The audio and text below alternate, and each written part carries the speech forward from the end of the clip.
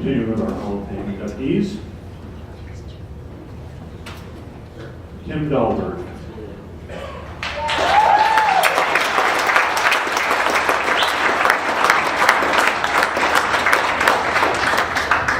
Tim Dahlberg's first job in journalism was at the Sparks Tribune, where he worked as a reporter, sports editor, photographer, bottle washer, and sometimes delivery man.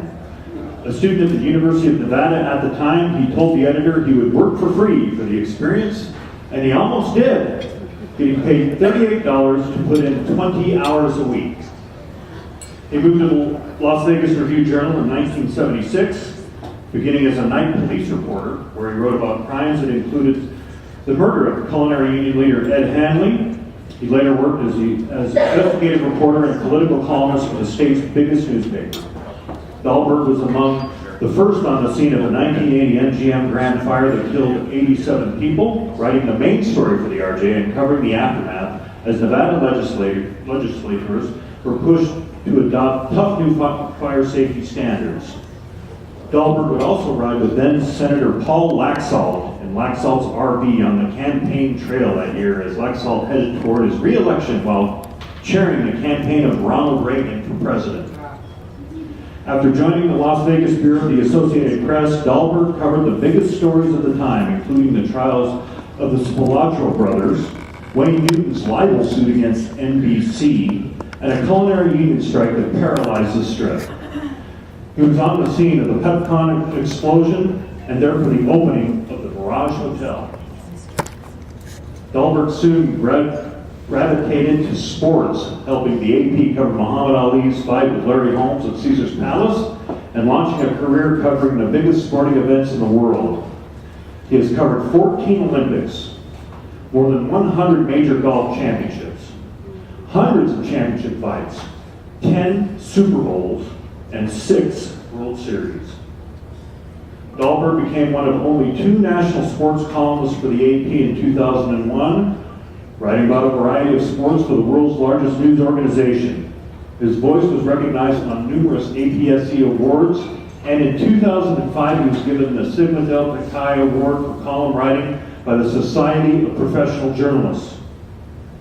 Dahlberg's career came full circle when he teamed with former RJ publisher Sherm Frederick to form Battle-Born Media in 2011. The company now owns 6 weekly newspapers in Nevada, including the Sparks Tribune, where Tim got his start. Tim Dahlberg, ladies and gentlemen.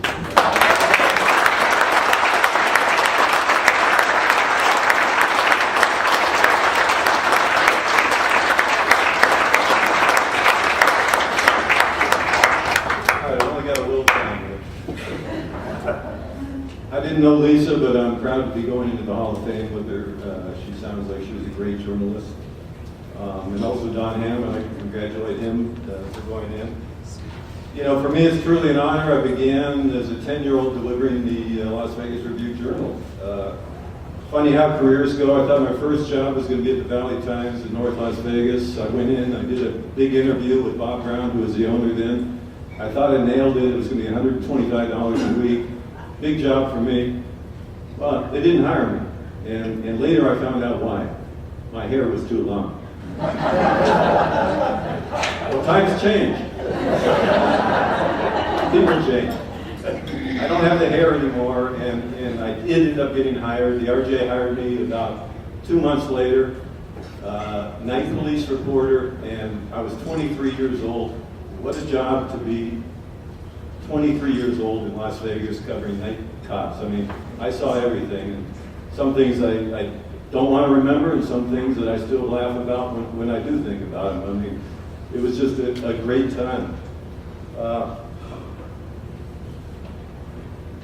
It was thrilling. It wasn't all fun and games. John mentioned the culinary union murder. I was working night cops when they found Al Bramlett's body. It was a big story at the time, the biggest story in Las Vegas. So my job, before I went out to the crime scene, was to call Al Bramlett's widow and ask her how she felt about the whole thing. Well, I got her on the phone. I told her that her husband's body was found, and she started wailing. Well, she didn't know yet, apparently, but I had a deadline, and that's what we do in journalism. It can be uncomfortable what we do. Journalism is an uncomfortable business. Sometimes you have to do things you don't want to do. It's not an occupation for those that are faint of heart. I was in Carson City a few years back, and I went and looked at the photos, and you see them over here, of the people in the Hall of Fame. Of course, Mark Twain was the first inductee, and, I'm honored to share with Mark Twain, I guess, but it was Mark Twain, you remember, that famously said, you may not remember, but I do, that there are only two forces that carry light to the heavens and earth: the sun in the heavens and the Associated Press down on earth.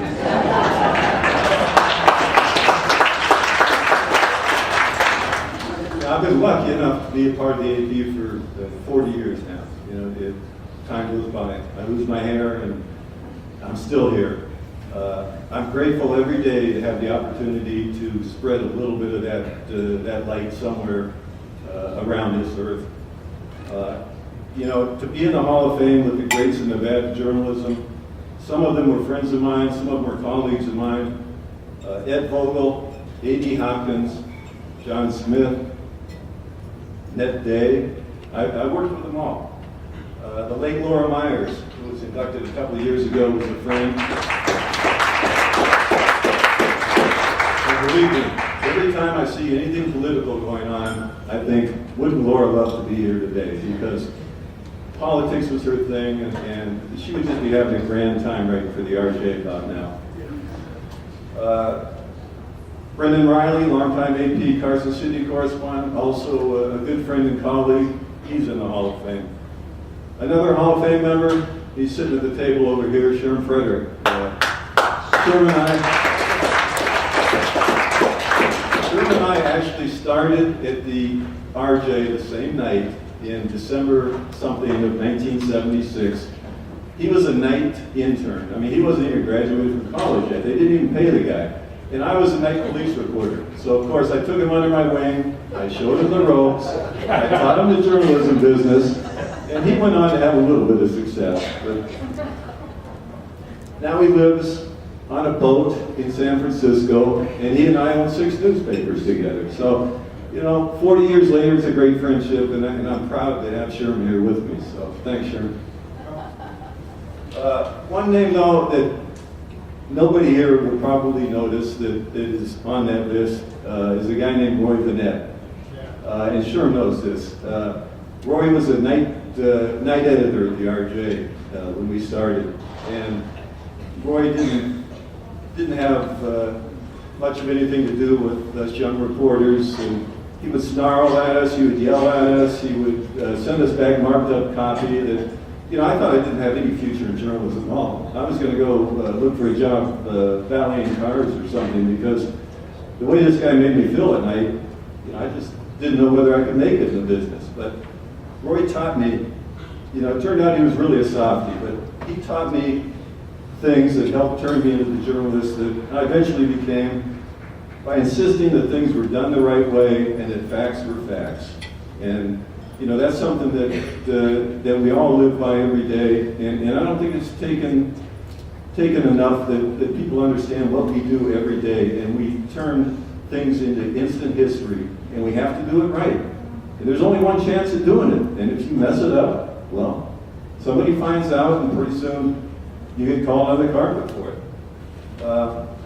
I'm looking forward to seeing the winners tonight of the Journalism Awards this year. Especially for the coverage of the horrible shooting a year ago on the Las Vegas Strip.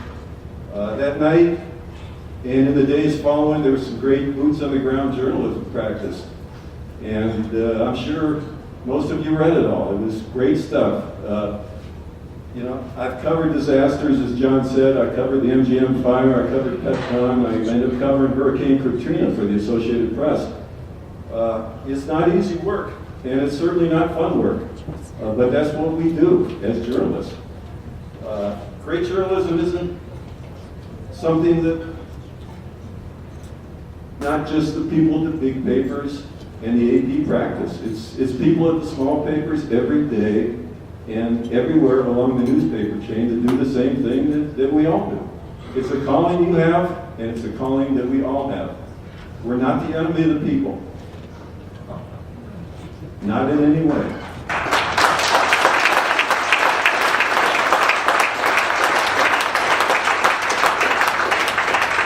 We are the people, actually. All of you out here are.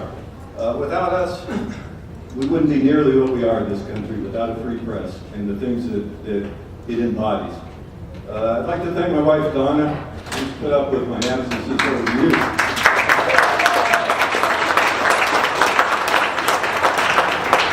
My sons, Brian and Eric, we took up a whole table over here. And I couldn't be prouder of Brian and Eric. My daughter-in-laws, Christina and Lindsay. And of course, my grandchildren who are here tonight, Riley, Aubrey, Stella, and as we say in the sports business, a baby to be named later. I'm happy to be with all of you here tonight, and thanks much, I appreciate it.